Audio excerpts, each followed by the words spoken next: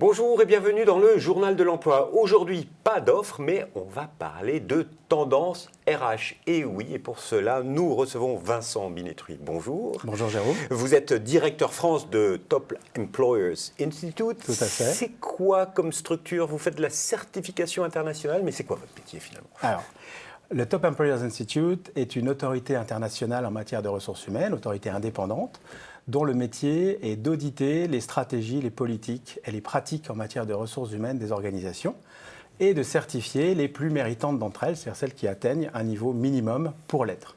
Et donc, c'est les entreprises qui vous demandent d'intervenir chez elles ou c'est vous qui allez dans toutes ces... C'est un mix des deux, c'est-à-dire que certaines d'entre elles nous sollicitent pour effectivement être auditées parce qu'elles souhaitent obtenir la certification.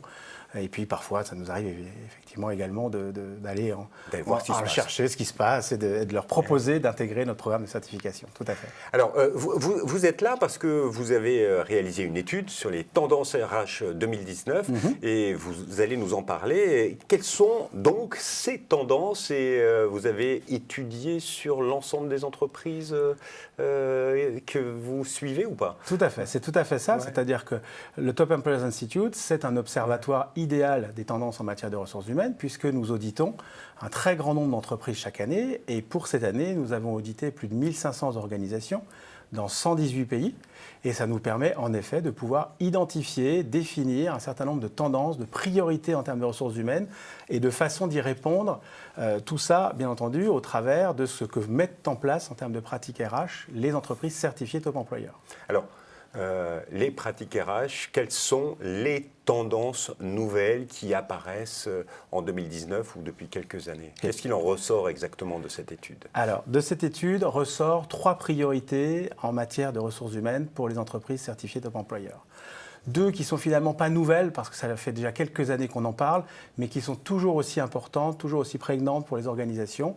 La première étant le fait d'aligner la stratégie RH sur la stratégie business. Donc ça, c'est clairement pas une surprise, bien entendu. C'est l'un des rôles. Ça doit être fait tout le temps, normalement. Ça doit être fait tout le temps, en effet. Et les chiffres démontrent que de plus en plus de top employers, effectivement, alignent de mieux en mieux leur stratégie RH sur leur stratégie business. On pourra y revenir si vous souhaitez creuser. La deuxième tendance, c'est le fait de cette nécessité pour les organisations d'impliquer les ressources humaines dans l'accélération des transformations de l'entreprise. Encore une fois, ce n'est pas forcément nouveau, mais on sent que c'est de plus en plus important parce que cette accélération est de plus en plus vive.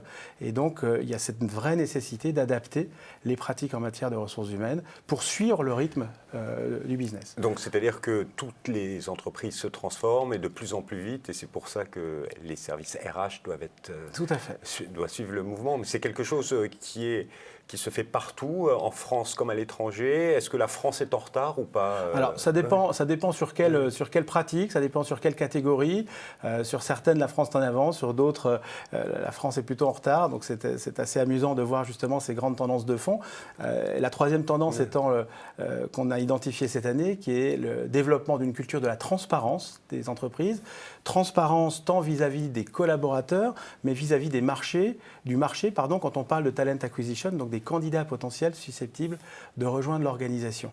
Et sur ces notions de transparence, typiquement, la France est plutôt en retard parce qu'on n'a pas forcément, je dirais, historiquement, culturellement, ces héritages socioculturels. Et ça passe par quoi, justement? Vous qui avez ce regard extérieur, ça passe, comment améliorer cette transparence du côté des entreprises françaises? Alors, déjà, cette transparence, c'est venu d'un environnement qui est finalement de plus en plus anxiogène pour les collaborateurs. On est dans un monde, on parle beaucoup de monde VUCA, donc volatile, incertain, complexe, ambigu. Et donc, il ne se passe pas une semaine finalement aujourd'hui sans qu'on entende parler d'une étude qui explique combien d'emplois vont être détruits à tel endroit, d'ici tant d'années, etc. Et donc, tout cet environnement finalement un peu mouvant fait en sorte que les collaborateurs ont besoin d'être rassurés et ont besoin de se projeter avec leur employeur.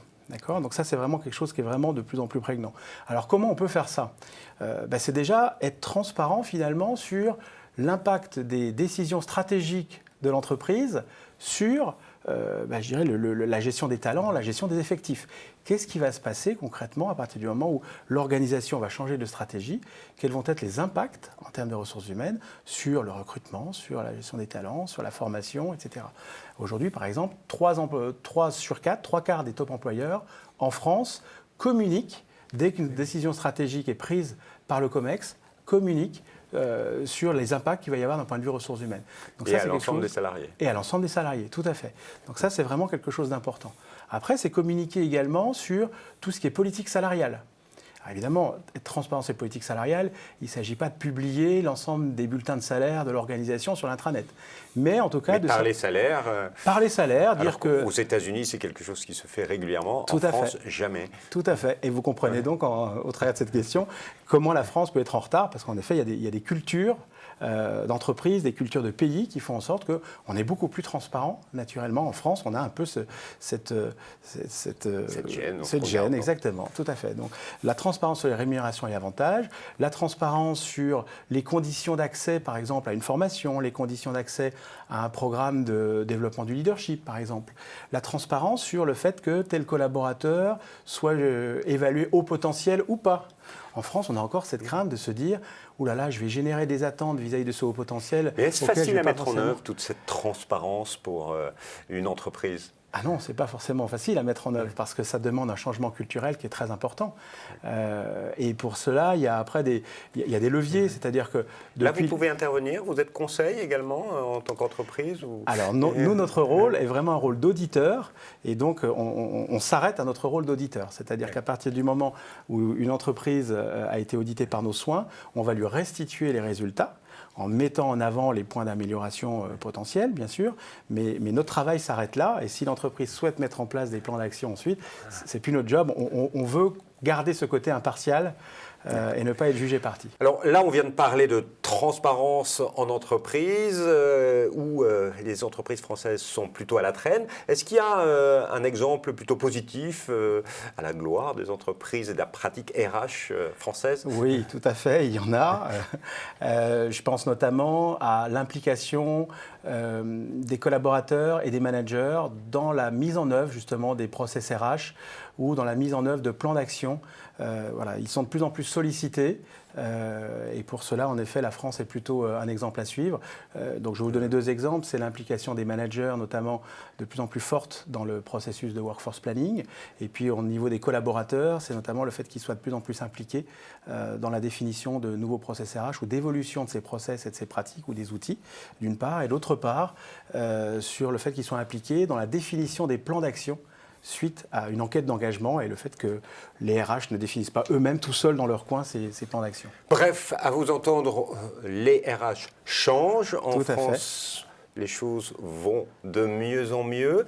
Mais une toute dernière question, vous qui êtes un observateur privilégié de tout ce monde de l'entreprise et de la RH en entreprise, quelle est aujourd'hui pour vous la RH idéale, l'entreprise idéale type ?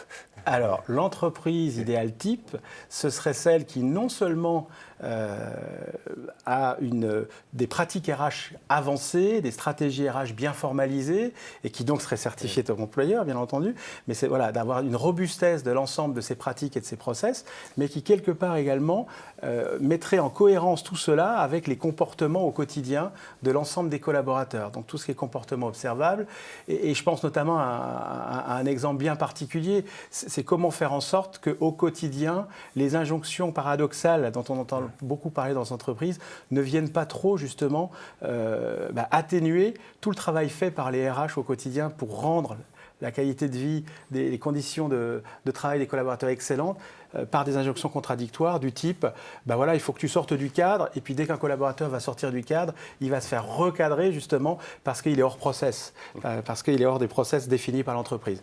Donc c'est toute cette gestion intelligente des injonctions paradoxales de l'entreprise. Le rôle de l'humain au final. Exactement, exactement.